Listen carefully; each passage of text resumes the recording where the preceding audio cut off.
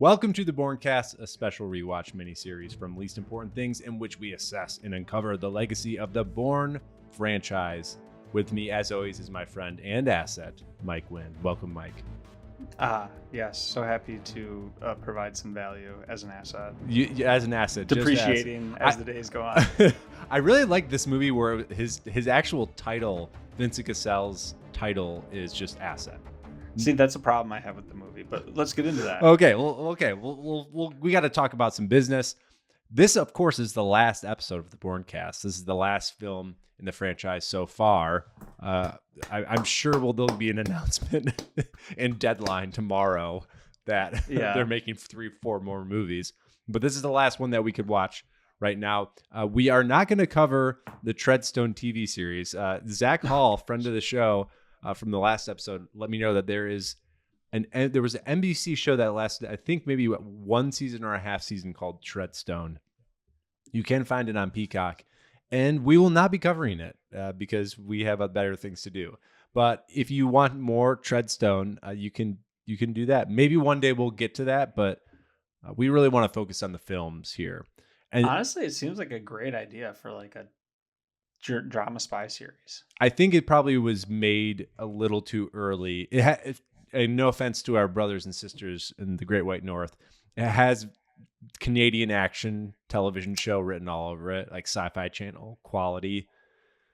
It's right, and it's tough right now because prestige spy shows are a thing, and we are living in a golden age of spy thrillers, specifically on television, but also in theaters. So, Mike, the fun part about this being the last movie, not only that you don't have to watch Bourne movies anymore, but as it being the end of the franchise, we have to do a little bit of a wrap up. And we're going to do a special new thing. We've never done the show before. We used to do rankings, but we're going to do a Leasties and Besties for the entire franchise. So stay tuned for the end of the episode when we give our Leasties and Besties and all the Bourne movies, including Bourne Legacy.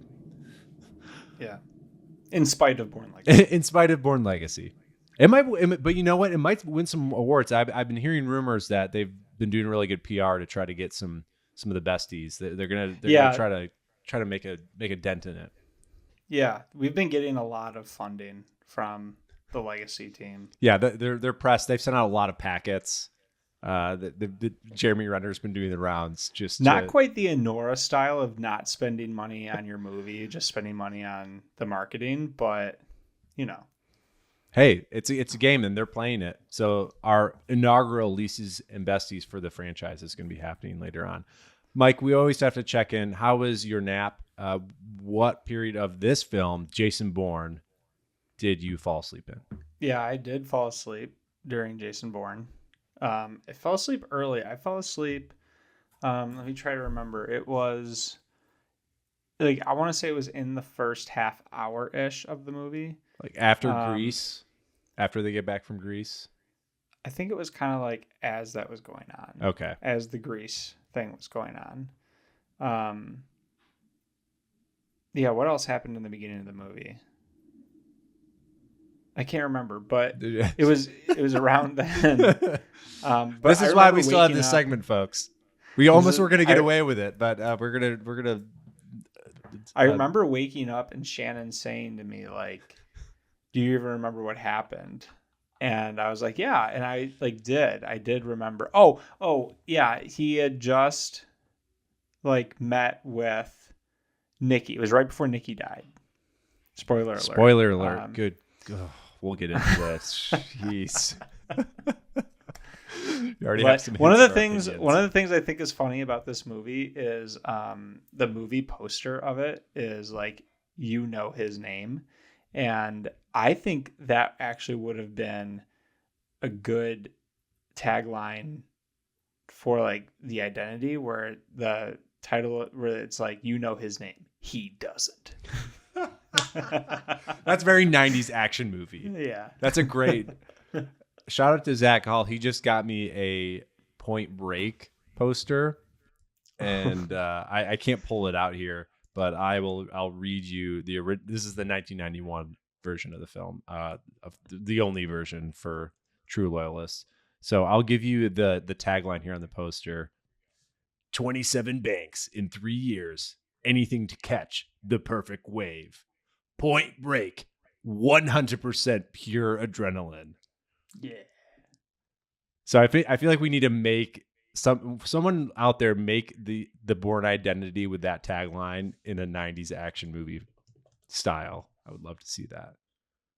100% pure adrenaline. Okay. I don't know why, but I looked up the movie poster for Gross Point Blank to see what the tagline for Gross Point For Blank context, would be, if you didn't know, Mike is from Gross Point, and this was basically a biography of his childhood, right? This movie. No. It's the Mike Wynn story.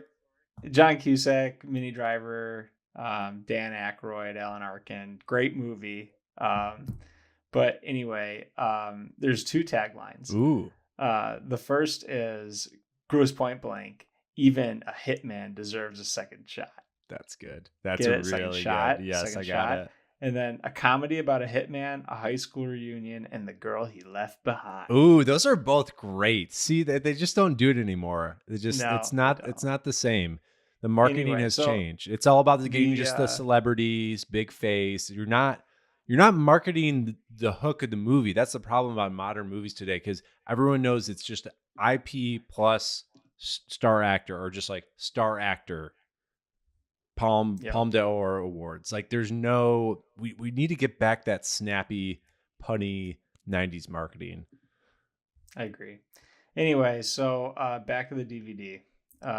Which for context, before you start reading this, I don't know who's writing these, but the quality of the descriptions have really tapered off since the first movie. So that's just for context. In fairness, since the first one, fewer people read the back of these things. That's true. Because at this point, this film came out. This is probably written by the early forms of AI. Yeah.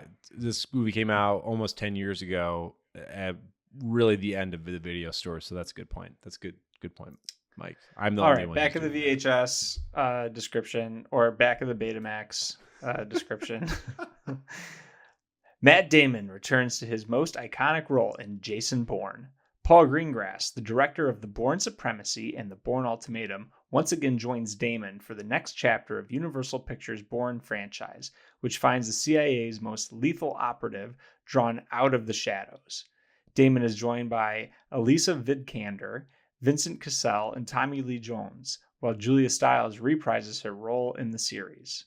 Wow, that was so boring. It's so boring, but this is a taste of really what this movie is. Right away, Matt Damon is back as Jason Bourne.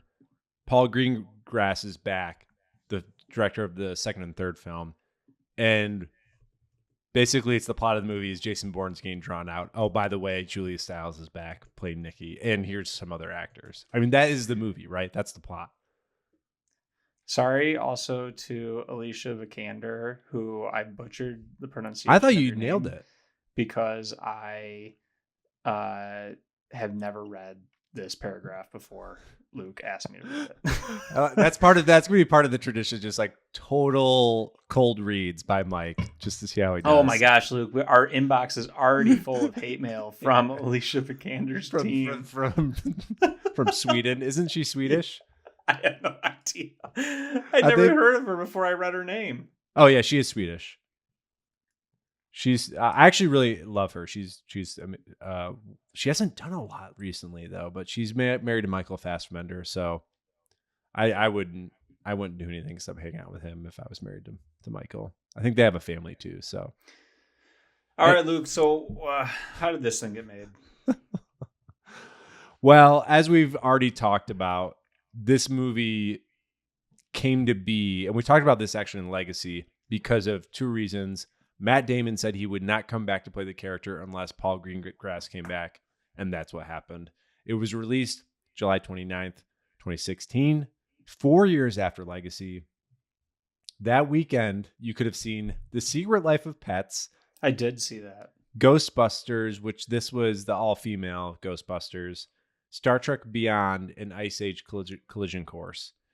Saw two of those.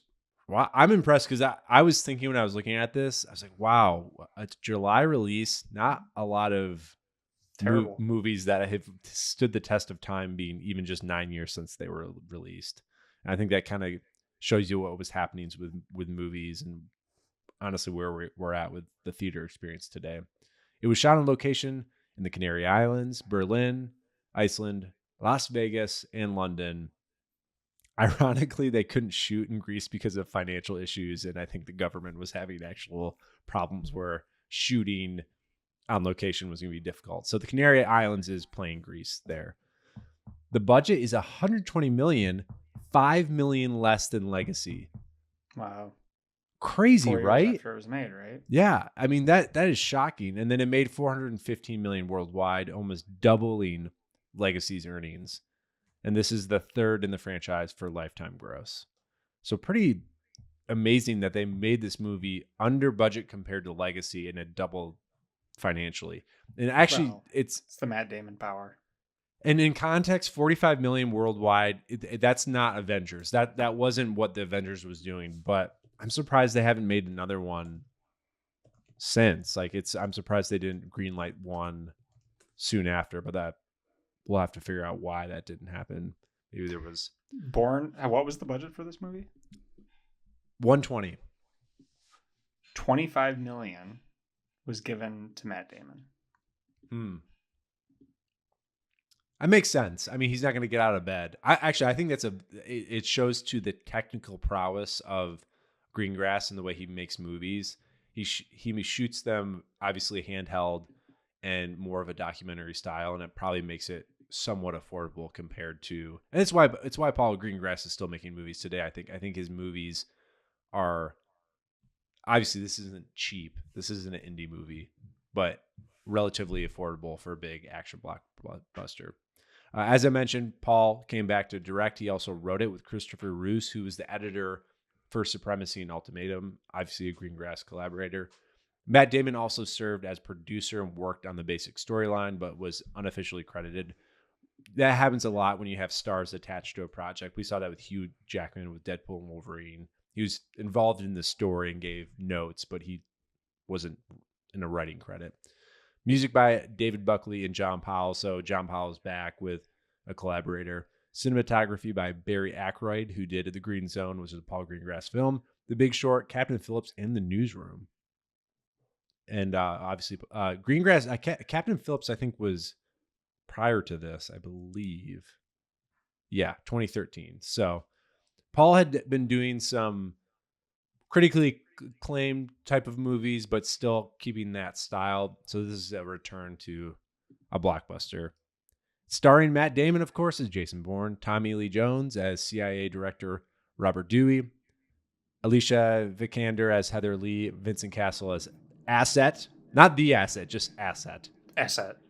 Julia Stiles, of course, as the great Nikki Parsons, Riz Ahmed as Aaron Kalur, Ado Asando as Craig Jeffers. It's another Bourne movie where we have some up and coming stars.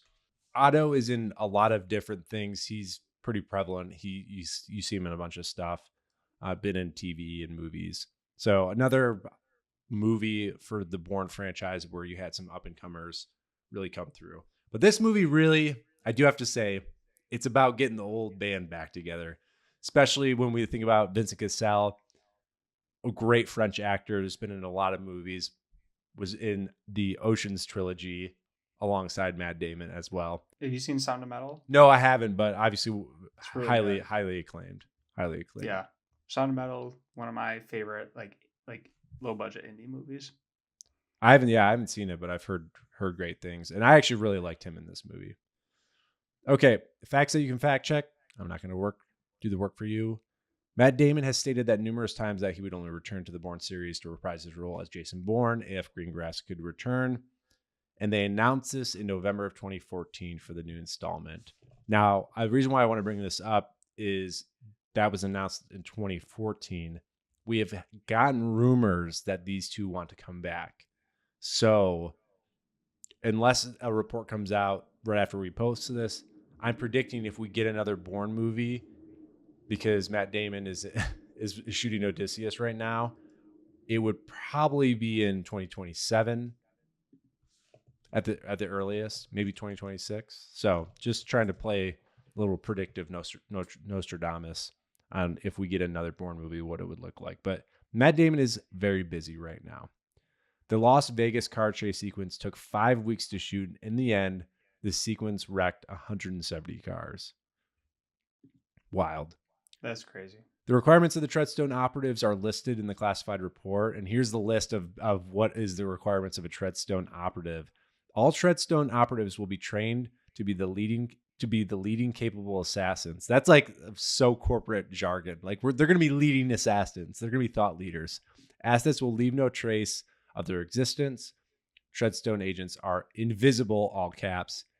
Each potential recruit must be surveyed and held under the Treadstone Secure Systems Act S4 for a minimum of 2 years.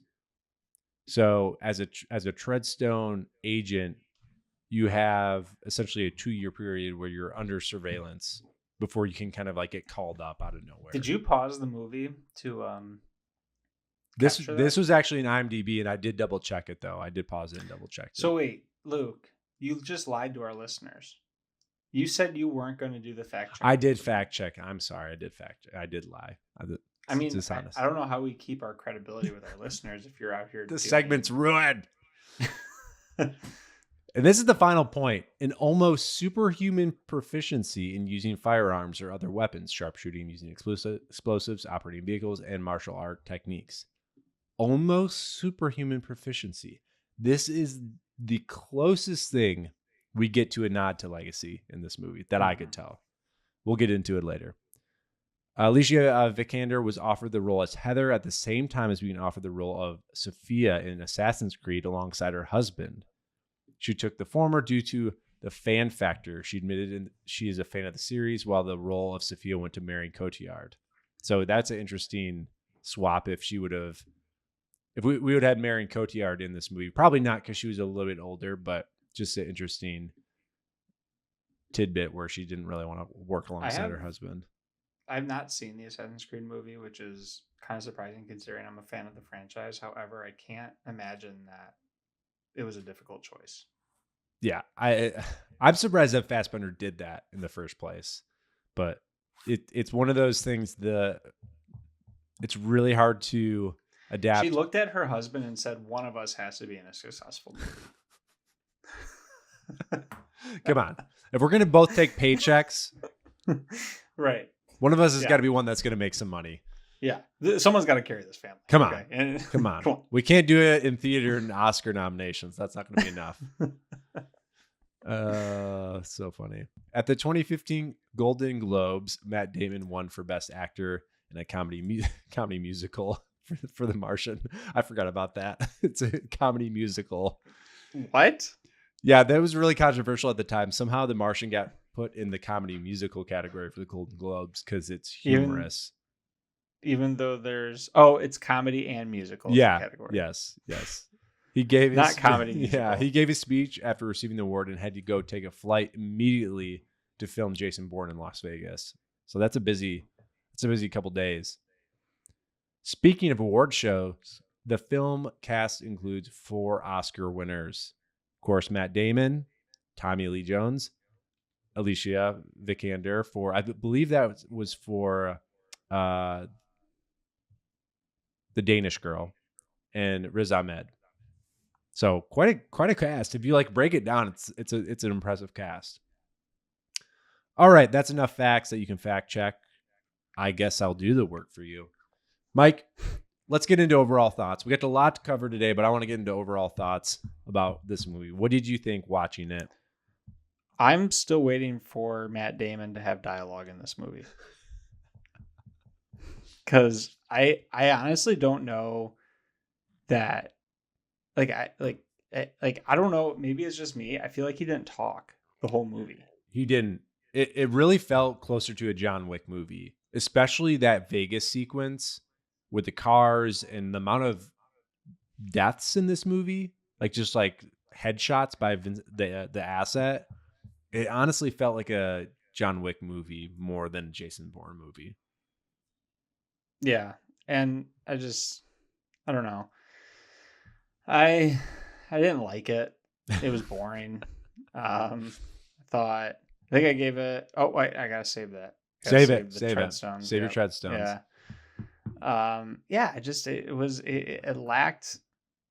It lacked everything. It lacked everything. They played it safe, and it was as good as they could have made it from a technical standpoint. I think from a technical standpoint, it's green grass. Like, you're gonna get a well-made movie. The stunts were pretty good.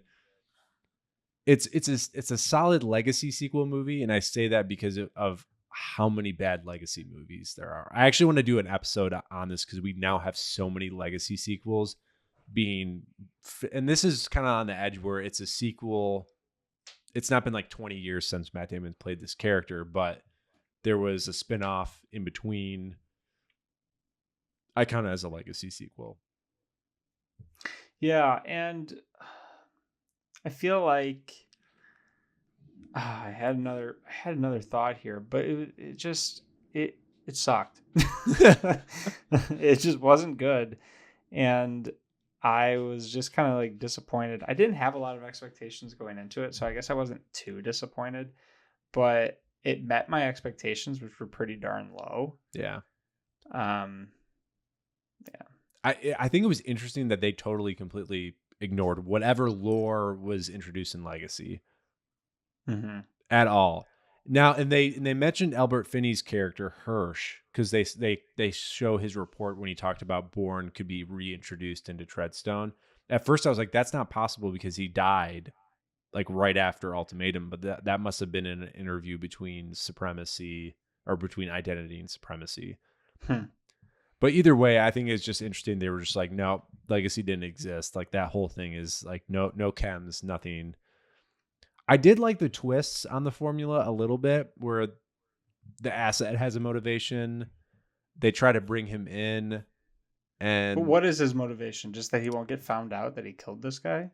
The biggest mistake of this movie is having the asset be the guy who killed Damon's dad, Jason's dad, because that didn't make sense to me. The motivation made sense to me is Jason Bourne, he blew our cover and I got tortured. That's enough.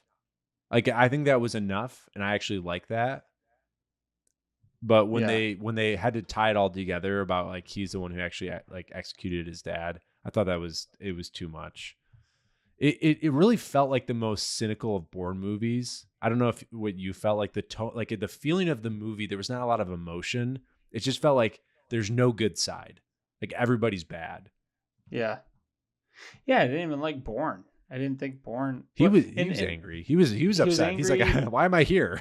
Yeah, and the way the movie was written, and this goes back to my point about Matt Damon didn't talk the whole movie, is you never got an opportunity to like Bourne. Right. Like, he never had. He was on screen a lot, but he just didn't say anything. It's confusing because I think they tried to make the Heather Lee character like the emotional heartbeat of the movie, but then they had a twist at the end where she's just one of the same, which I actually like as an ending. Yeah. I actually like the ending, but they just don't. They didn't take a lot of chances. I think they played it too close to the center lane of the franchise. They're just like, let's get Bourne back, and I don't know. It just felt overplayed. I felt like they could have taken a risk. And this movie also needed Pam Landy, I think. I think obviously Nikki was an ally, but we'll get into it. But I think they missed someone like Pam Landy. I don't think anything was horrible. It just wasn't like, didn't have that heart, that energy. I would have rather seen Jason Bourne he could be boxing, he could be somewhere, and him almost like the Rambo sequels where it's like he just falls into a situation and becomes a hero because of his skill sets. I would have rather seen that. And I guess this movie sets up for that, where Jason's like, screw it. I don't care about anybody. I don't care about the system. I don't want to go back to Treadstone. Because I guess that's what they're trying to play, is like, they're trying to mess with us as an audience member of, whoa, Jason will be integrated back in. That's all he knows. That's what Tommy Lee Jones' character is like. It's not what he knows. It didn't work for me because it was like, of course, Bourne's not going to do that. So, kind of remind me, because remember, I fell asleep in the beginning of the movie. What was Bourne doing when we?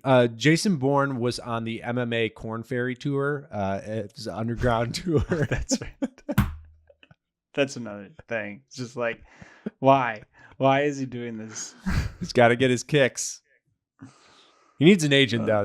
He needs some bit better sponsors. He needs like a waste management sponsor on his tank or something. Yeah. It just doesn't make sense. I guess it's the idea that it's his nature. He's a violent person by nature.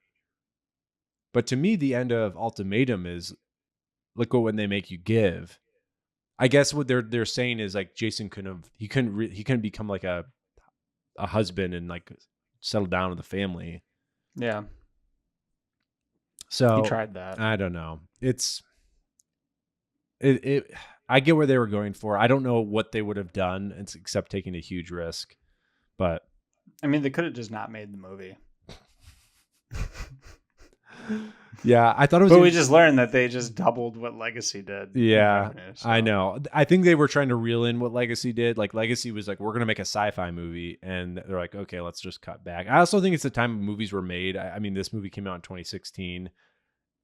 It just was not a happy time in our culture. And this movie feels really cynical of everything. There's like, but there's no, like, I'm like, what's the purpose? What's the motivation? We don't really, it's not a strong motivation. I really like that Jason Bourne kept his, he kept his passport out of nostalgia, his original passport, even though he's David Webb. I thought that was funny. I do have to say one of my favorite parts, even though I think they kind of ruined it with this story, is Vincent Cassel playing the asset.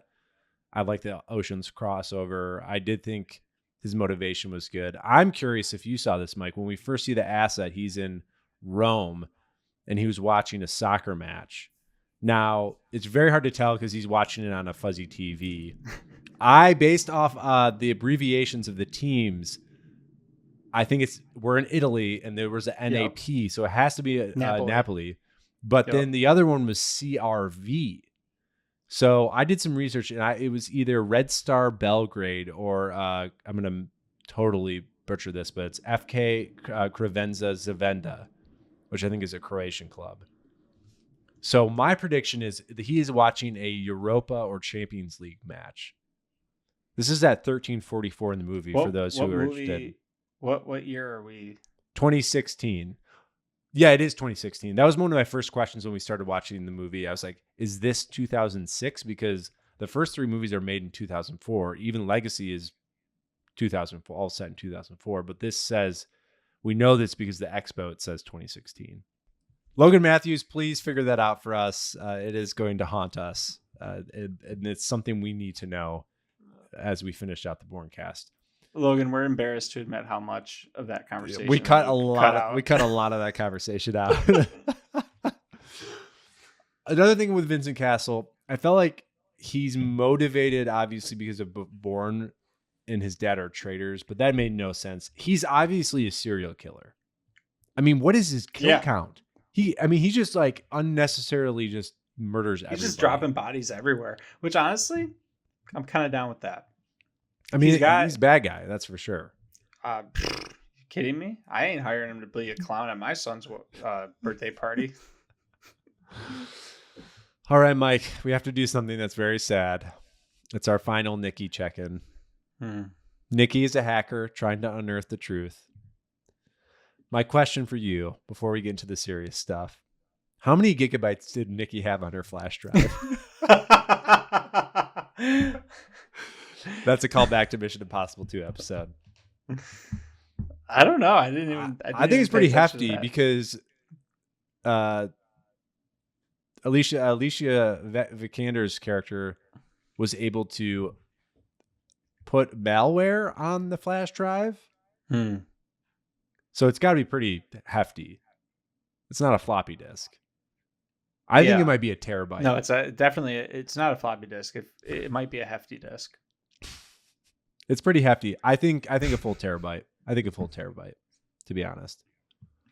She's a hacker. I don't think flash drives in 2016 carried a terabyte. I'm sure they did. No, I think you needed like an external hard drive. Yeah. 32. Maybe like 32. 32. Yeah, 32. Okay, it's 32 gigabytes on her flash drive, enough to install malware from a phone or whatever she did. I did like that introduction with her. I thought it was fun and cool. Like it feels accurate to Nikki. She's a smart, intellectual, moral person. She's really one of the only moral characters throughout the franchise. So for her to like, she doesn't want to give this up. She feels really passionate about it. Yeah. We get the date of her linked to Jason Bourne as 3704. One of the things that really sucked when Nikki and Jason meet up is that she didn't tell him what they did. She didn't tell him the contents of the file, even though it's obvious she read them. Either way, as soon as she said that, I knew she was dead. I knew it. It was really sad. Yeah. It was a brutal death. I mean, it was horrible. If anything, you cried. I almost cried. I wanted to cry. If anything, this really just taught me you should never be in a car that Jason Bourne is driving. Nope. I mean, especially if you're a woman. If you're a woman, definitely. It is dangerous to do. I was bummed. I understood why, because it catapults Jason on his quest because of this death and what Nikki finds. But I just needed some more emotional time with these two. We had built up all this like emotional tension in the original trilogy. Like, we don't know. Remember when Nikki says, "It was hard for me with you"? We have all this like unknown backstory. If we're going to get a legacy sequel, tell me what happened. Did they flirt? Did they have romantic ties prior to Jason going into Treadstone? Like, was it a workplace romance? I want all this information.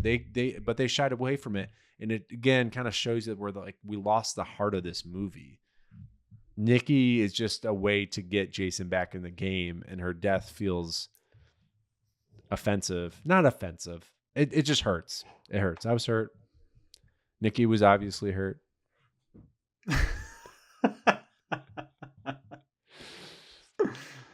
They did her dirty.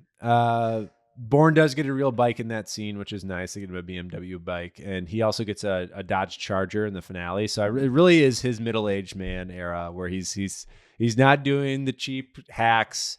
He's got a nice BMW bike and a Dodge Charger. No more Mini Cooper. No more Mini Cooper. He's in his dad era. He's in his middle-aged dad era.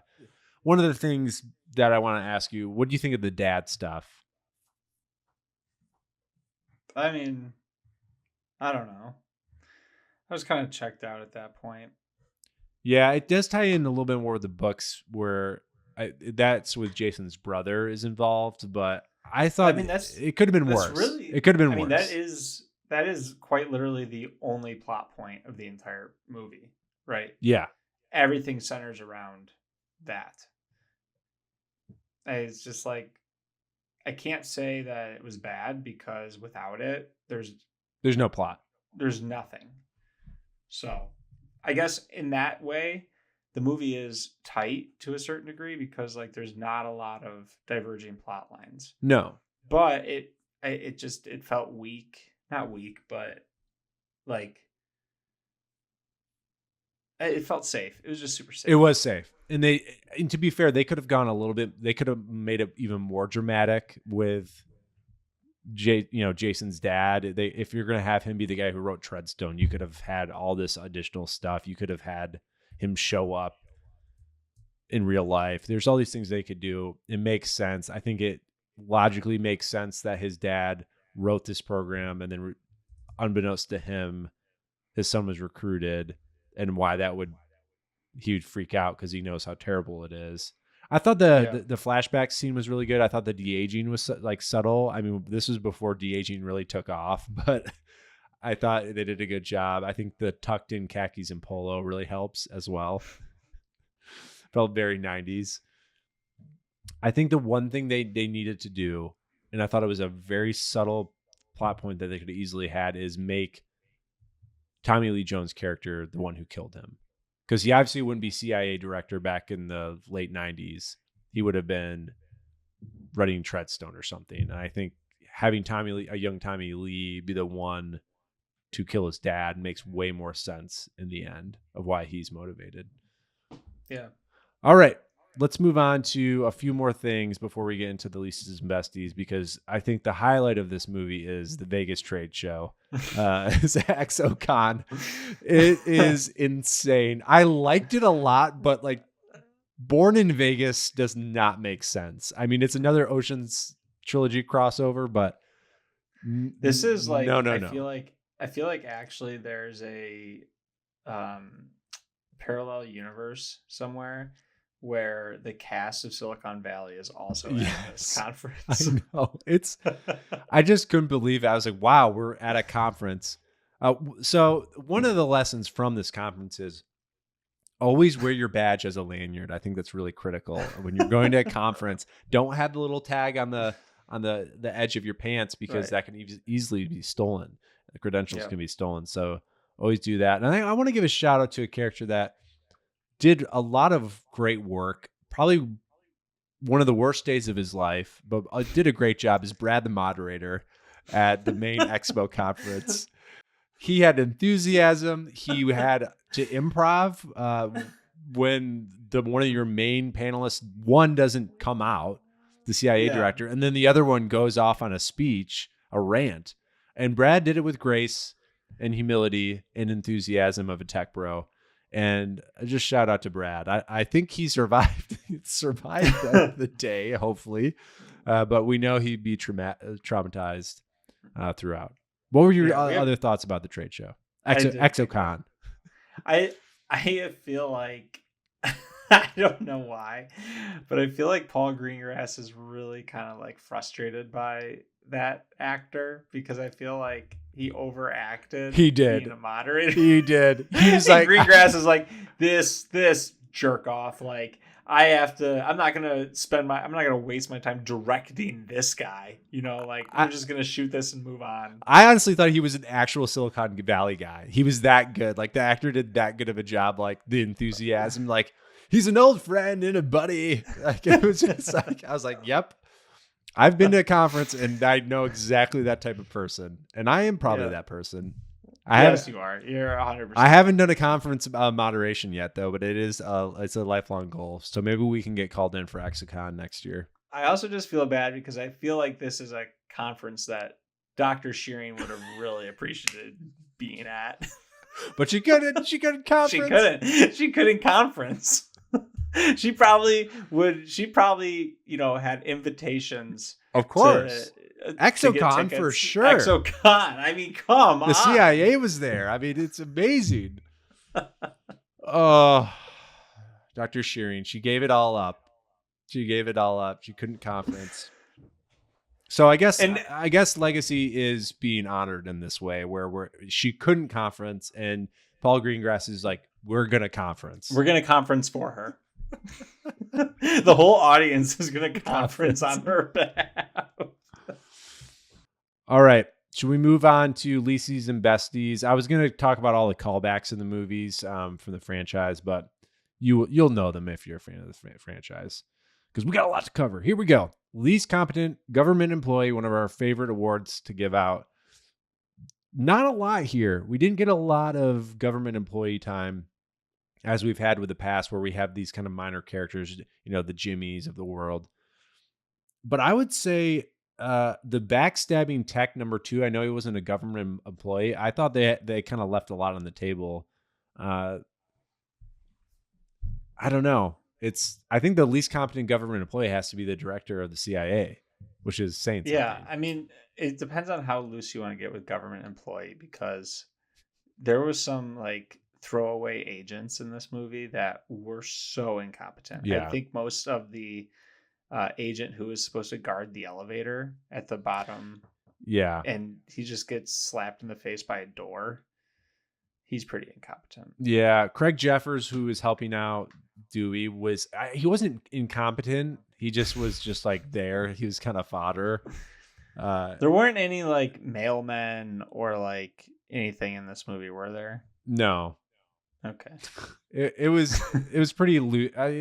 We didn't have our cast of characters in the Situation Room, as we have another. That was actually another thing I didn't like about this movie was I felt like the whole first half was the second half of all the other movies. which Right. was that there's a group of them in a control room, and then like they're just like going back to like, and they're just screaming commands at each other. Yeah, and again, we've talked about it. I don't like the hacker stuff, and that's all it was. And I get that's what the CIA probably primarily does now, but Yeah. it just I have no interest in it. And it's like the hacker speak, and now maybe in 30 years that will be quaint and nostalgic, but it's just I zone out as soon as I see that. I always, and I've said this on this show, is the great thing about especially the original trilogy, it's right on the cusp of technology taking over. And this movie, it wasn't totally egregious, but there was a little bit with Alicia's character where like she was just so good at hacking that it was like okay, like I don't know how she was able to use a mobile flip phone to get on to that laptop at the German hacker's place. Like, wouldn't that guy have only landlines? I'm not like a tech nerd, but he would be landlined in. He wouldn't. You couldn't get on a flip phone and then get into a computer. That and, guy like, was a delete bad everything. hacker because he got hacked pretty darn quick. Yeah, I know. It's like I don't like when movies do that where it's just like this character is like amazingly good at stuff that would normally take probably weeks to do, where they just like hit keystrokes. And maybe Alicia Vikander is an amazing coder and hacker, but like you can tell. You can tell. In Sherlock, I forget what season of Sherlock it is, but Moriarty is rumored to have like 3 lines of code that can open any door in the world or whatever. Yeah. And that becomes, spoiler alert, ends up not being true. And I think he even has a line in there where he's like, no, that can't exist. Like, yeah, that's stupid. Who would believe that? Yeah, exactly. You get this with Silva a little bit in Skyfall as well. People kind of say like Javier Bardem. It's like it's very obvious he doesn't know how to use a computer, which I'm like, yeah, of course. If I was Javier Bardem, I would not even touch technology. I would just like walk around the villages of Spain and read my lines from paper. It's like, yeah, of course. Like I get it. It's a fair criticism. We saw that a little bit in here. I've seen worse in movies, but it was there. Okay, least spy move. Trying to assassinate someone as they're leaking info at a conference and having your sniper in a spot where there's actual security camera footage. That was so bad. Horrible. I mean, they couldn't come up with any better way to kill him. Like, I get it. It was a back against the wall thing, but it kind of reminds me a little bit of Ultimatum with the journalist. It's like, really? You're going to shoot the security journalist for The Guardian that's investigating the Treadstone in a public space? Huh. Right. I think people were going to wonder what he, like, it's like you're just making it more of a thing. Yeah. I don't know. Least well-aged. There's a couple here. The Washington Post being a credible newspaper. I didn't read that before. That's funny. Could be worse than Snowden. We got 2 Snowden references, which I just do not like. I missed that. I do not like bringing in the real world stuff, and that has not aged well. And they did it twice. I hated it. I just can't. I mean, I get it. It's part of this technology thing and watching and releasing information, but I don't want that in my Bourne. That's not what it's about. That's not what I'm here for. The great thing about the first 3 movies, the great thing about this the original trilogy is it comments on what's happening in the real world. It's a reflection of the real world they don't mention Iraq. They don't mention George Bush. Like it's subtly implied. And I think it's just a much more artistic way. So I was just shocked when they did that. Nikki writing down exposition in her journal, I thought it was a little rough. Like she just is like question mark dad. Like it's the things she already told Jason. She wrote down in her journal, and if she was a hacker, and like running from people, she wouldn't write those things down in a journal. But the deleting files through the phone, of course, and then another one, which I don't know if this is least well aged, but at 2050. We get a nod to some of the great spy movies is Enhance, which is you can see it. It's happens a lot in the Patriot games, which is one of my favorites. It's the one thing about spy movies, anytime they try to like zoom in, it's just enhance. It's like you I mean, can't. if you've ever watched NCIS, Yeah. they do it all the time in that too. Again, I'm not a technical expert, but especially in older movies, like you can't clean up pixels like that. Right. Now you could probably do it with AI, but like in the 80s, they would always say enhance. It's like, well, no, you can't zoom in and then clean up the pixels. Like that's not how it works. It gets more fuzzy as you zoom in. Yeah. I thought it was a nice nod, unintentional nod to spy movie history. And this is honestly like this is a little bit more of a somber note. I thought it was very difficult to watch this whole Vegas sequence with the modern lens. This was before the Vegas shooting, and I guess just like I was surprised. I know it's an action movie, but this movie was so serious, and then they had this Fast and the Furious type of action stunt. Yeah. You know, like the tone of that, like they'd be different if that was in a Mission Impossible movie. That's one thing. But this isn't a Jason Bourne movie where in this movie they talk about how many people he's killed and the weight of killing people. And then they just have this insane sequence where they're just destroying cars left and right. I don't know. I felt like it was a little bit hard to watch. Maybe I'm just getting older and I'm not like hardened, but it just felt, especially the conference as well, like public spaces. Yeah. It just felt it was just hard to watch. I don't know if it was for you. I wouldn't say it was hard to watch. It was just it didn't feel, to your point, like the movie is grounded and serious, and like that is just like very fantastical. The chase scene, especially the chase scene. Although I did find it interesting. I read that they actually drove that SWAT car into the front door of the Riviera, and like they like had permission to do that. It was a great, like an amazing stunt like that. Nothing to take away. I thought that was, from a technical standpoint, one of the best parts of the movie. That car stunts, and then one of the best in the franchise as far as car chases. But tonally, it was just a little bit off. Into least important character, I felt like the backstabbing tech guy. I feel like there's a lot there we could have done. He just was like sitting there on the table. They don't really reference. I feel like there was a whole backstory. I do. I agree. Like, how did Bourne know who he was, or how to get to him, or a lot on the table there. Yeah, there's something there. And then least important scene, as I mentioned, I felt like the car chase was a bit over the top. Yeah, and a lot of citizens probably died in this as well. It just felt different. I don't know. This felt like an Avengers clip. Right. And I guess that's what they were trying to do, keep up with the times. All right, let's brighten the mood and go to besties. Best government employee. I don't think there's one really in this at all. You could say Heather Lee because she was good at her job and conniving. Did you? What was her motivation for killing the CIA director, for his job? Yeah, I think so. I think she wanted to be CIA director because that's kind of what she asked for at the end. Yeah. I thought maybe there was going to be this twist that her dad was in Treadstone or like something like that, but it never came. It was like, oh no, she's just like evil.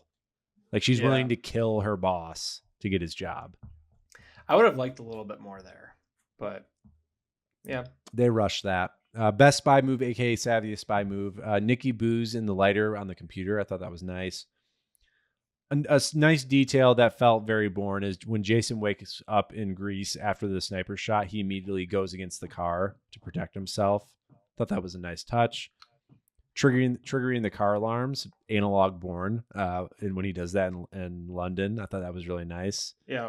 The stage light at the conference, using the stage light to blind the asset. And then using the slot machine handle as a weapon. I thought those were all. Anyway, what one that stands out to you as far as the savviest spy move goes? I think triggering the alarms. That was the best. Yeah, and because I mean they all knew, right? When that happened, like that's Bourne. Yeah, we should have thought about. Yeah, that. He's analog, maybe. He's old school. He's analog. Best aging things. Julia Stiles, no makeup, but really in the opening scene, and she looks amazing. I love her. She could have used a lot more screen time in this movie. I do appreciate the consequence of the asset killing the 3 people on the roof in Greece. That was nice. It was subtle. Like you don't see that often in movies where the bad guy spy, like he's on a time clock.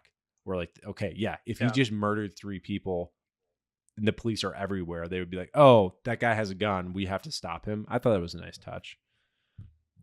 Yeah. One of my favorite parts, and we talk about analog Bourne. Bourne is a tapper. He's a point tapper on the keyboard, and I thought that was really nice when he goes to that. I didn't catch that. Yes, both times when he's on a computer, you can tell Matt Damon is doing the point typing, and I don't know if that's Matt. Do you think that's? Yeah, I was gonna say that's. I think it is Matt Damon, right? But it makes sense because like Bourne's. Again, he barely knows how to use computers. Like he's been off the grid. Like he knows technology, but not that like modern technology. The best aging thing is a big CEO, big tech being involved in government, and the data and all that's still really relevant. And then best aging things, Tommy Lee Jones working from home from his home office. I really thought that was nice. That has aged well. But the themes of the technology and the data, spot on. Especially the censorship portion of it. Like that is a huge theme in today's social media. I feel like this is going to be something that's going to continue on for a while. So it's we'll see if we see it in more movies and more action movies. We'll see what happens with Final Reckoning here. Yeah, I was just going to say that. There's hints of that, but we'll see. Best line, I do like when we first see Bourne approaching Nikki, he immediately says, "What's wrong?" I think it's like it sets the tone for the movie. The fact that he even sees her to begin with. Right. Yeah. I also like all that matters is staying alive. You get off the grid, you survive. That kind of reminds me of the last time you saw Nikki. It gets easier. This is a great Tommy Lee Jones line. You little prick. You didn't believe in privacy or freedom when we funded your startup and turned you into a billionaire. You've got a little bit of a limited fake Tommy Lee in there. It's pretty good. Yeah, it's there. Every outhouse, in-house. That's the fugitive. That's the fugitive Tommy Lee. This was a subtle performance. It was a quieter Tommy Lee performance. Not U.S. Marshals Tommy Lee. No. Another quote from Bourne, I'm not on your side. Another Tommy Lee that I really enjoy is, all right, let's give it a shot. I did appreciate that twist where Tommy Lee Jones lets Alicia's character just kind of take the lead of approaching Bourne, which has never really been, they've mentioned like Pam Landy's always like, let's bring him in. And her boss always never goes for it. This is the first time where we get one of the CI directors is like, yeah, give it a shot. So I thought it was nice, even though like immediately they're like, no, we're not going to. Yeah, they undermine it. Yeah. We do get a That's Bourne, which I like. And then I think the final line of let me think about it. I think that final twist was nice. Yeah, it was good. It's typical Bourne to like be a step ahead of who he's talking to at the end of the movie. He knows. He knows what's going on. He knows. You know his name. He does. Yes. The Bourne identity. What's your favorite out of all those? Not again. Bourne doesn't say a lot in this movie. Not a lot of great dialogue. We don't. It's got to be. Let me think about it. Yeah. But that's only because of what happens afterwards. Right. Best performance, Tommy Lee, I think, stands out to me. I wish he would. I just like him. I love him too, but I feel like it would have been better to have him in a better Bourne. They could have done a lot more with him. But I did like him. If you're gonna, he holds the movie together, and I think he does a really good job of that balance of good guy, bad guy, while still being charismatic. Yeah, and he's done that a lot in his career. Talk about Under Siege, and now this was again a subdued performance, but I think about Under Siege is a great. I don't know if you've seen that, Mike. No, it's worth a rewatch. Maybe we'll cover it in future seasons. It's a Steven Seagal movie, but. But Tommy Lee Jones is the bad guy, and he's taking over a nuclear warship. And he plays the balance of where he's like pretending that he's crazy. He's like a radical, but they're trying to, I think, make money. It's a good one. Best shot, best film shot. We have the one punch that goes down a little bit video gamey, right? Yeah. Because it's like, well, if he has a one punch power, why isn't he taking out everybody like that? Yeah. It reminds me of the Roger Moore karate chop. That's good. That's a good reference. That's the modern version of. When Bourne good. sneaks up on Nikki, we already mentioned it. I thought it was nice. I think the SWAT truck crashing through the cars, amazing stunt, or the car going into the hotel. Walking out of the final fight, it's very similar to Supremacy, where you have that long tunnel shot of Bourne walking away from a situation. And then I did like that they shot on location at the end with the Washington Monument, seeing Bourne walk. It's shot in the fall in DC. It's beautiful. But I think the car going through the hotel in the chase sequence has probably got to be the best one. Yeah. And then best scenes, we have Athens protest sequence, Tommy Lee and Tech Bro diner scene, the Paddington sequence, Bourne confronts Dewey, asset fight. What do you think? Car chase? No, because like the car chase was great and it was shot well and it was fun and everything, but like almost like that scene just feels like really easy to be good. Yeah. I mean, not that it's easy to shoot those. That's not what I mean necessarily. Right. It's like you execute it and it's good. And I don't know. There wasn't a lot that really stuck. No, even I really like the London sequence, but when Jason jumps out of the window, that they use CGI in that movie. I was actually texting with a friend of the show, Zach Hall, about that. He has more of a technical background in videography and filmmaking, and I was trying to figure out if they did the CGI face over the stunt actor or something there, but there was something off with that stunt in there that took me out of it a little bit. And again, there's so many good stunts in this franchise. It's just you're comparing him to Bourne Ultimatum when he jumps through the window, when the stunt guy jumps through the window. I don't know, man. I don't even know what the best scene is. I really like the Athens protest. I thought that was shot and it was an interesting kind of environment. It looked like the French Revolution. I know. I was going to sing Les Mis, but then I said, let's not do that. We'd have to spend the whole movie talking. Yeah. Yes. Talk singing. No one wants that. I'm going to say, I don't know. What is your instinct? I guess car chase. Yeah. It's got to be the best sequence. I like the Tommy Lee scene at the diner with the tech CEO. I thought that was a well-written scene. But again, it could have been any movie. I guess we got to go with car chase. All right, let's move on to ratings. Mike, here's where it stands. We have 5 treadstones out of 5 treadstones. The highest one that I had was Supremacy. The highest you had was Ultimatum so far. What do you give this one out of 5 treadstones? 2. And that is tied with Legacy. Is it? Yep. Oh, interesting. I'm going to give this 2.5. What's the half? What's the extra half for, Luke? The extra half is Tommy Lee Jones. They took Nikki from you. But she was in the movie.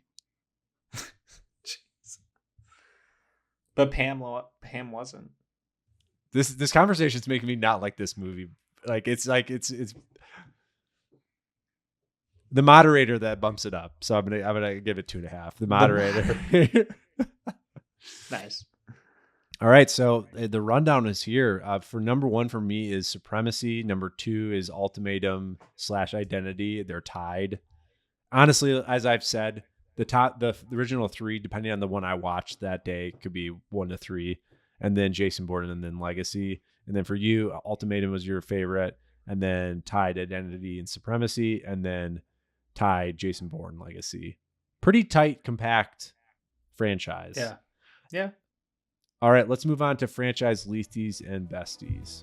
Welcome, ladies and gentlemen, to the first ever and last Bournecast franchise, Leasties and Besties. Thank you for all attending. It's very kind for you to show up today. We're moving right into the first award, Best Household Utensil Weapon. The nominees are the pen from Bourne Identity, the magazine from Bourne Supremacy, the book/towel from Bourne Ultimatum, the fire extinguisher from Bourne Legacy, and the pan from Jason Bourne. Mike, what's your standing out to you as the top one? My vote is for the book towel. Ooh, I agree. I like the book and the towel because we get a 2 for 1.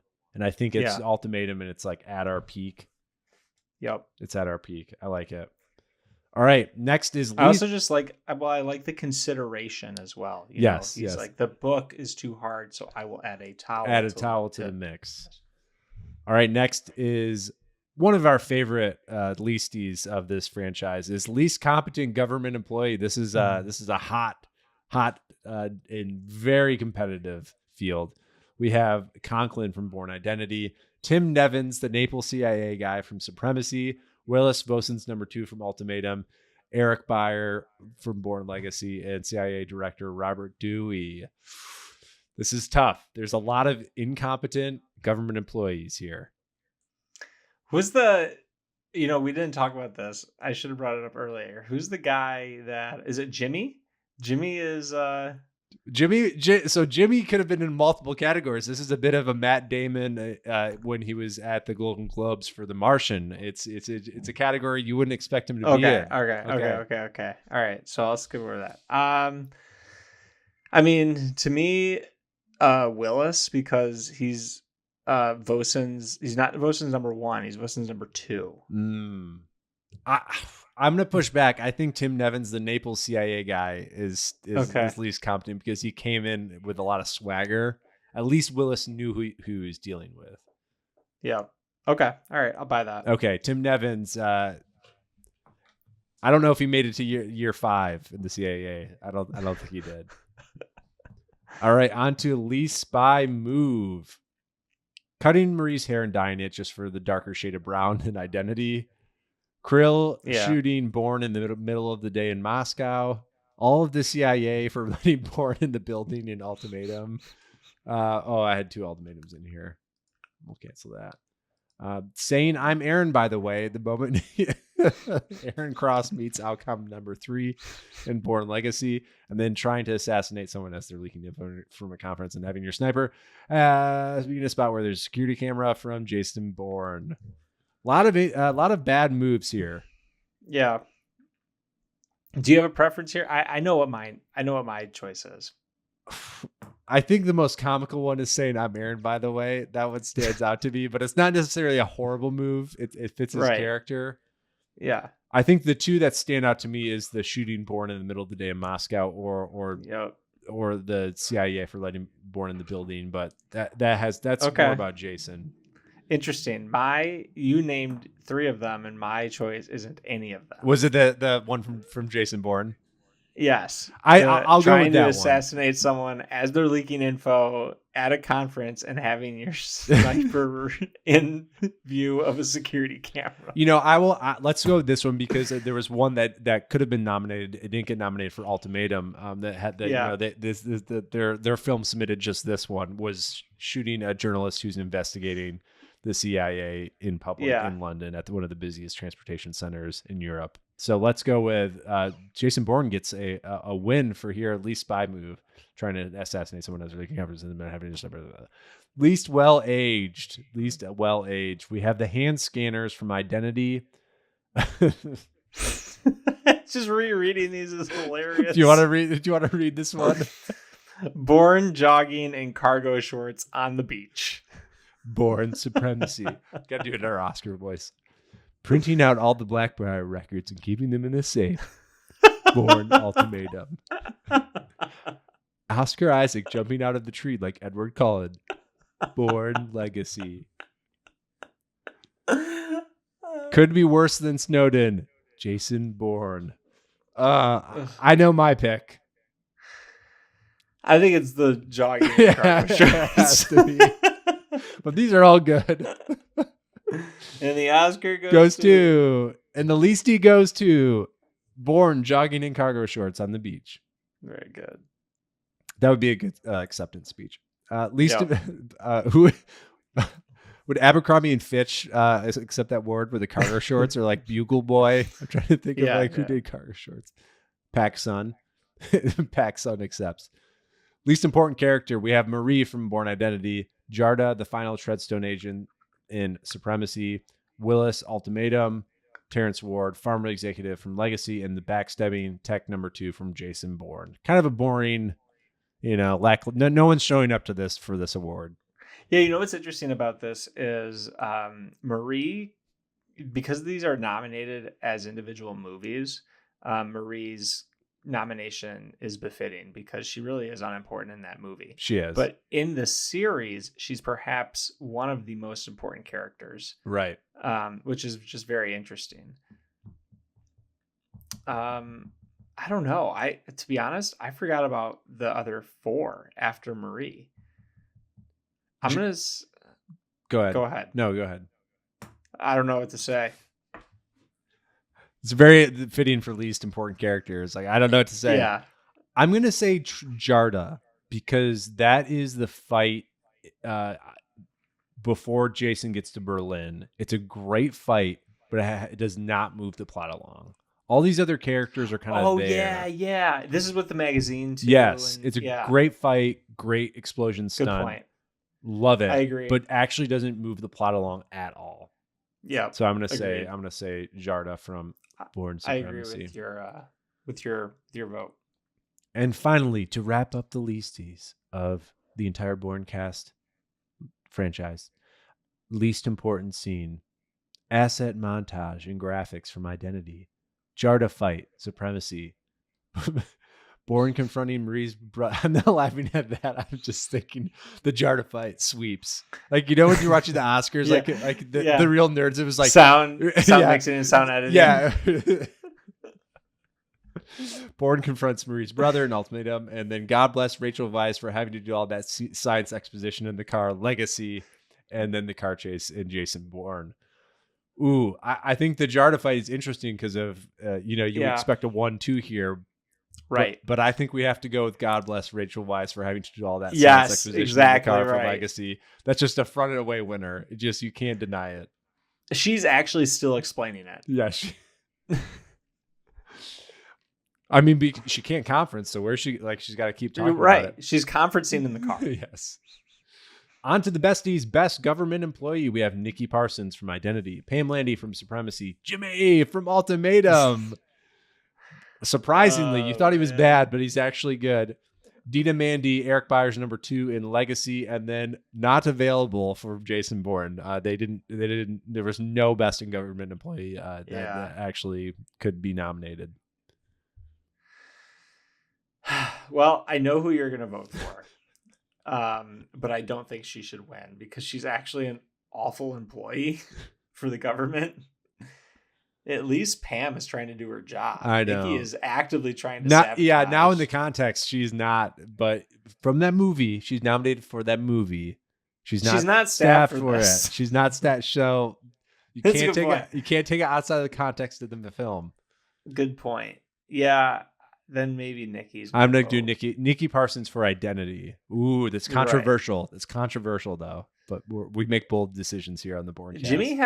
Jimmy had a difficult supervisor. He did, and that's why he gets nominated for Best Government His Employee. performance reviews were pretty low. He pushed through, but he's the one who flagged that Jason Bourne, his passport. So that's why he gets Best Government Employee. All right, on to Best Spy Move, a.k.a. Savviest Spy Move. The pen fight in Identity. Hotel call to figure out Pam Landy's identity in... That's confusing. In Supremacy. Pam's identity in Supremacy. Bourne calling the police in Madrid and shouting, "I hear gunfire. I think they're Americans," in Ultimatum. The Chicago car with an emergency kit that is accurate to the car mechanics that we found out in Legacy. And then triggering the car alarms in Jason Bourne. Some good spy moves. Triggering the car alarms is our best spy move? From Jason Bourne. Is that... Oh, yeah. Was it car? I didn't remember it was car alarms, but that makes sense. Okay. Yeah. Well, it's not pen fight for me. No. I think that can be eliminated pretty quick. You know what's not in this category that I think is a snub? Okay, yeah. Is the oscillating fan. That's a good one. I think the I hear gunfire in the same sequence is more of a standout. You know, it's kind of like in the Oscars. You know, technically that's a good stunt, but it's more. This is more memorable. Yeah, because it's said by Matt Damon. Right. Yeah. It didn't have the marketing budget that, No, I didn't. No, I didn't. right. That I hear gunshots. Yeah. Um, I don't know, Luke. What do you think? I think the hotel call to figure out Pam Landy's identity for me is my favorite because he does the work. He's in the phone book. He goes to the hotel. He does that bob and weave. Yeah. I think it's the most, they spend a lot of time on it, but I think it's the most old school savvy spy move that you could see in a John le Carre film, in a 70s spy movie. I really liked it. But Yeah. the Here Gunfire, I think They're Americans is a fun one. Yeah. Yep. I agree. I'll go with the hotel call. The hotel call to find Pam Landy's identity. Which is like, attractive. it's funny because in Identity, he has such an overcomplicated way of like dealing with the hotel. Yes. And it ends up being very simple. And this is a very, he like learns, like this is like a really simple trick. Yes. Yes. So, all right. Best aging things. We have Brian Cox in Bourne Identity. We could have just Brian Cox, and he could have been nominated in multiple categories here. Bourne's realistic limp in Supremacy. Vosen's breakfast order, heart healthy omelet with goat cheese and peppers, all tomato. Oscar Isaac in Legacy, and Julia Stiles and Jason Bourne. So we have 3 actors, and then a breakfast order, and then a limp. It's an interesting category. It's kind of like best original song. It's just kind of, there's a lot in there. So my choice here is the heart healthy. Yes, absolutely. Absolutely. Bosun's keeping it tight. He's got a stressful job. Guys, keep his heart healthy. Yeah, he just got back from the cardiologist. His cholesterol is way too high. He's stressed out. Got to have that heart healthy omelet. And the idea that Pam says, "Enjoy your egg whites" as she's leaving. Yes, it's nice. And that she didn't take she didn't have him pay for breakfast. Another great. Yeah, she's like, no, I'm not wasting any more tax dollars on your bullshit. Okay, best line from Identity. We've already said it. I'm not staffed for this. From The Supremacy, it's easy. She's standing right next to you. / get some rest, Pam. You look tired. Mm-hmm. Kind of cheating, but both of those really iconic. I'm looking at you. Ultimatum, the TikTok sensation. Jesus Christ, that's Jason Bourne. The Bourne Legacy. Mike, you want to take that one? I was there for the science. I couldn't publish. I couldn't conference. That might also have to be on a mug as well. And then let me think about it from Jason Bourne. Ooh, this is a tough one. Is this the best picture category? This is. Yeah, I think so. Wow. Man, I have so many I want to win. My favorite line in the whole franchise is the one from Identity. I'm not staffed for this. It wins. It wins. It has to win. This is the Bournecast franchise, Leasties and Besties. And when I think about this podcast, I'm not staffed for this is the calling card of this entire podcast. But I think it's fair for the Ultimatum and Legacy teams to feel aggrieved. Yes, of course. They didn't win because they also had great nominations and Supremacy as well. But man, and even Jason Bourne, I think that's not a bad entry. They're a little over the hill. They've made a lot of movies, but it's kind of like the John Williams or Meryl Streep. Like they're going to get nominated, but I think what's cool about this is 2 of the nominations are final lines of the movie. That's right. And then I was there for science. I couldn't publish. I couldn't conference. I mean, this is a Luke and Mike podcast, so you knew you knew what was going to come up here as we wrap up. Best performance, we have Brian Cox in Identity. We have Joan Allen in Supremacy. We have Matt Damon in Ultimatum. We have Zelenko Ivanek as Dr. Donald Foyty. He's the scary doctor in Legacy. And then Tommy Lee Jones as CIA director Robert Toohey. Yeah. So my choice is Philip Seymour Hoffman in Mission Impossible 2. Oh, it just gets better with age. It's like, I can't believe he was in a Mission Impossible movie. It's so good. It's still, the more I think about that, we'll talk about Mission Impossible later. I'm going to go with Brian Cox. I think we talked about he's one of the best aged things about this, but I do love Joan Allen. I like Brian Cox in Supremacy probably more than Identity. I don't know. I'm conflicted. You have to be the tiebreaker for me. Well, I don't like either of them more than I like Matt Damon. So you like Matt Damon in Ultimatum. Ultimatum? Yeah. Are we gonna have to phone a friend? I mean,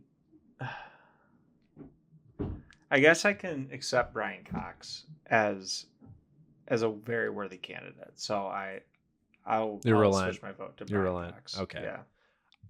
This is the Leo aspect where he maybe didn't win the Oscar for what he should have won, but he's gonna win the award. Yeah. Based on his body of work. Yeah. That's true. Okay, thank you. Best shot, best cinematography shot. We have the body in the water opening shot in Identity. We have the choosing the light tunnel over the dark tunnel in Supremacy after the car chase. We have the window jump in Ultimatum. We talked about that. The stunt in Tangier. We have the parkour roof climb in Legacy. We could have substituted that for the blanket hold as well. Oh yeah. And then the car smashing into the Riviera from Jason Bourne. I have kind of mine that I think is a winner. My vote would be window jump. Oh, really? I would say body of water in that opening shot is for me. Is it because it's so iconic? It's iconic of the series. But it's not about the series. That's right. That's right. No, you're right. We're making the rules up as we go. Let's go window jump. It's still like I think it would be probably just as iconic as the water shot. Window jump makes it an Ultimatum. And wrapping up the Bournecast franchise, Leasties and Besties, we have best scene, the Paris mini car chase, and they're not miniature cars, they're Mini Coopers. In Identity, we have Bourne arriving to Berlin, all the way to Easy, he's standing right next to you in Supremacy. It's not really a scene, more of a sequence, but it sneaks in out of technicality. Pam and Noah's breakfast in Ultimatum, Creepy Doctor attack in Legacy, or the car chase in Jason Bourne. Again, car chase nominated in 2 different categories: best scene and least important scene. Wow. I mean, what worked by the committee to get that into both categories? Wow. I mean, I think the winner of this it's really not even close. Okay, I think that what I'm about to say is my winner is so far and away the best scene of the franchise that I just don't have words for it. And that is the creepy doctor, the rampage that he goes on. Yes. Wow. What a shocker. In Bourne Legacy. What a shocker. Oh my goodness. Legacy has only had 1 award so far. Oh wow, this would be a shocker. I have a difficult time like the gravity of that scene, and yes, the movie sucks.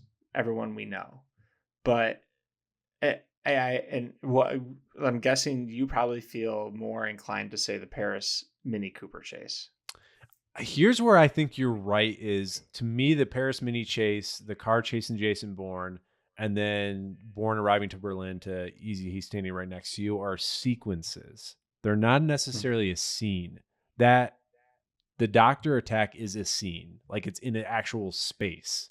Yeah, I think we got to give it to it based on that. Based as I'm talking through, like a singular scene, stage. It could be staged on a play. That's kind of what I think about with scene.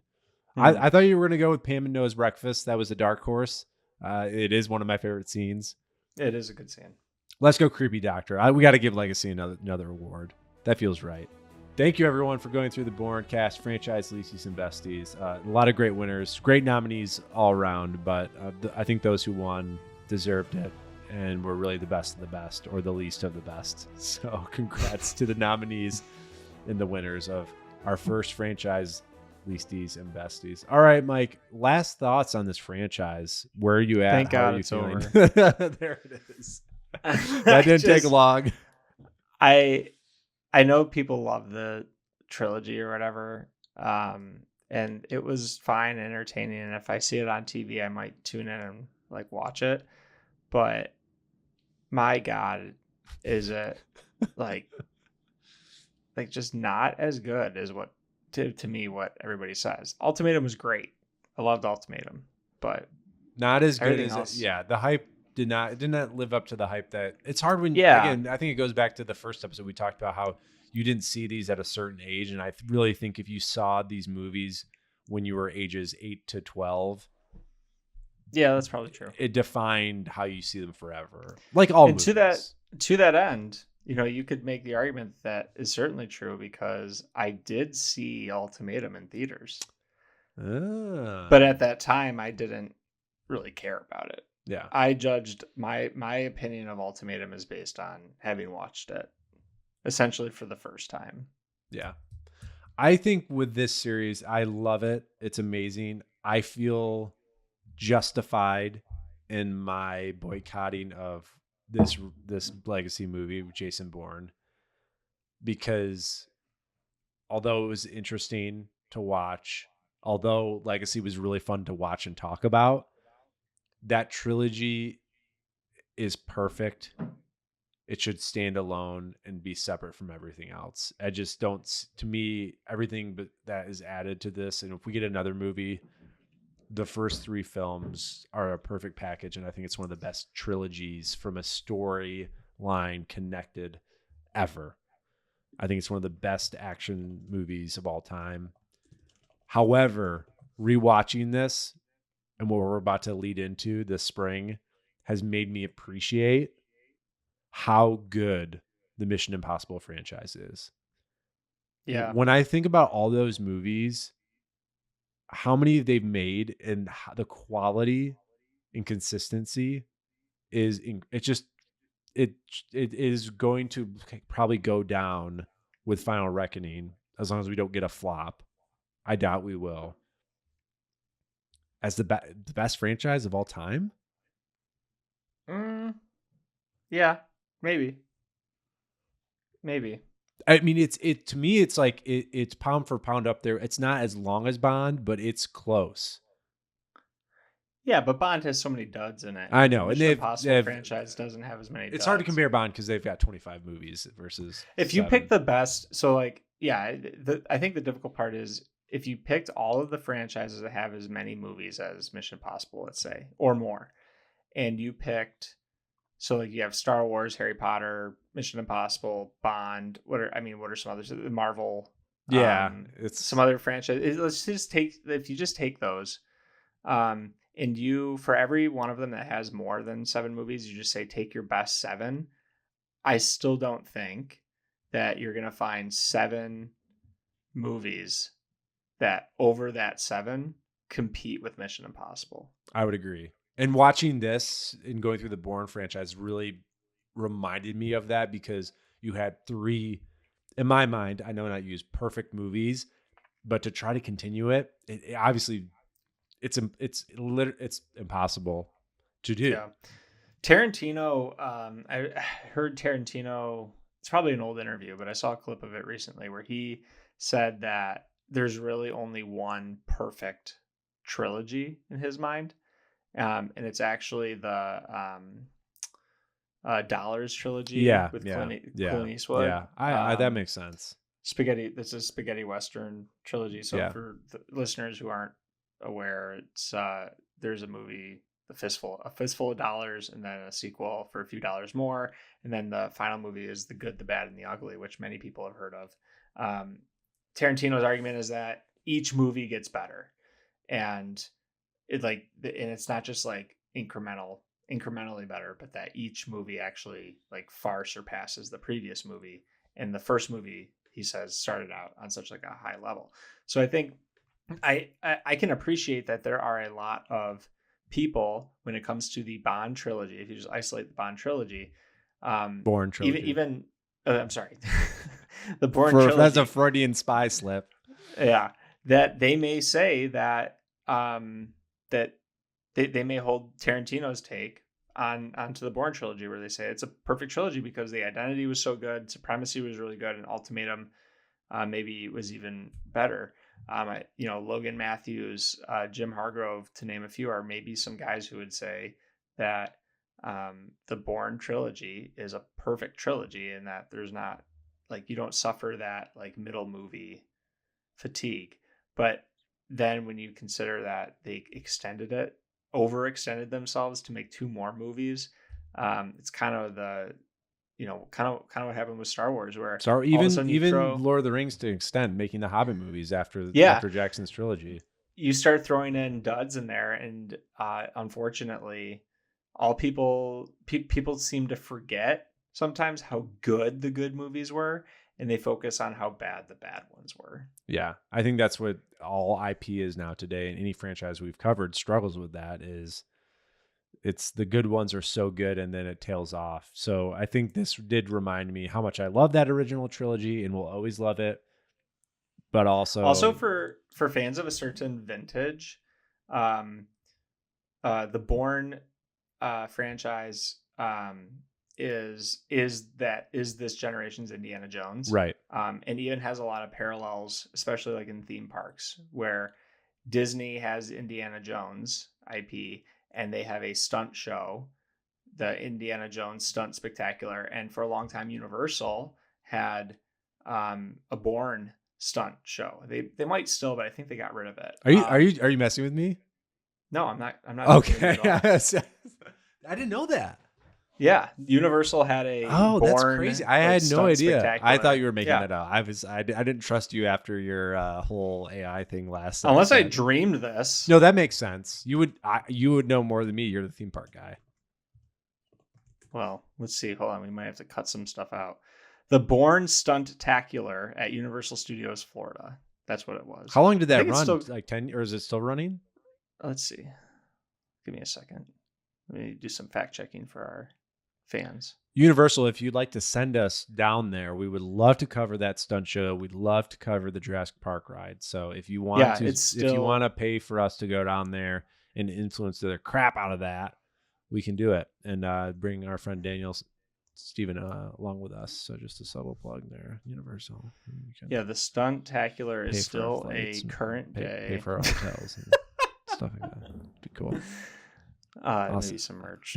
I'll sell out. I'll sell out. I don't care.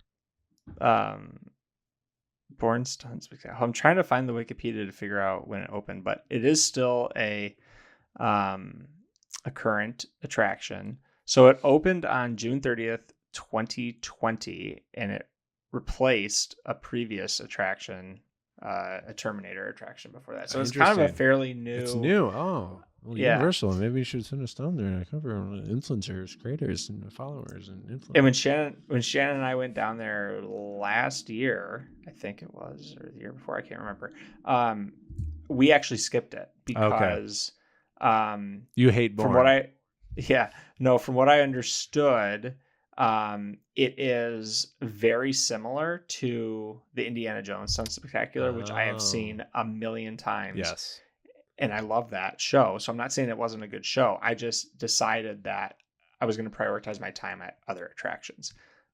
That makes sense. But I've read that the Bourne Stunt-tacular, which is what the attraction is called, is actually a phenomenal show. So, and I think that makes sense. I think, like you said, a certain vintage, like this is going to be the millennial young Gen Xer dad movies. Like this is going to be the thing that if it's on TNT on a Saturday afternoon, it's going to be on the television. It's going to be franchises that are going to be shown to kids and generations and generations. It again, going back to though Mission Impossible, and this is our segue. As we wrap up Bourne, this is our last official branded franchise. We'll talk about what's going to be happening in the future. We have some special one-offs. Wait, we'll still do franchise. I thought we were going to do Sisterhood of the Traveling Pants next. Yes, we will be covering all those movies, all 2 of them. But we are going to be doing some things in the interim, of course, because we have 2 huge movies coming out for Jurassic Pod and Podcast Impossible. We have a Mission Impossible movie coming out very soon.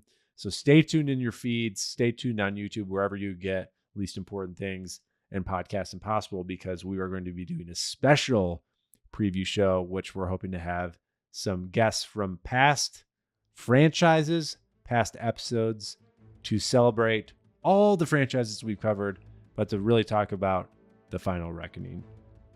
Mike, thanks again. Thank you for being my asset through this Bourne franchise.